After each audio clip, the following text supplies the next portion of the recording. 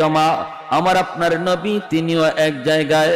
ভাইরা বন্ধুরা, ওই অবস্থায় মুসা আলাইহিস সালাম,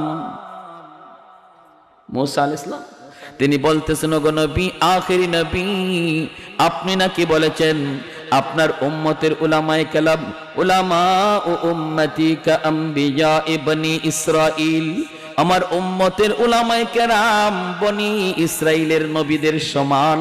কথাটা কি আপনি বলছেন নাকি? আমার আপনার নবী বলেন, হ, কথাটা তো আমি বলেছি। মুসা নবী তখন বলেন, কেমন করে আপনি কথাটা বললেন?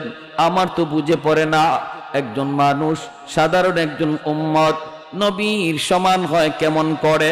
আমার তো বুঝে আসলো না।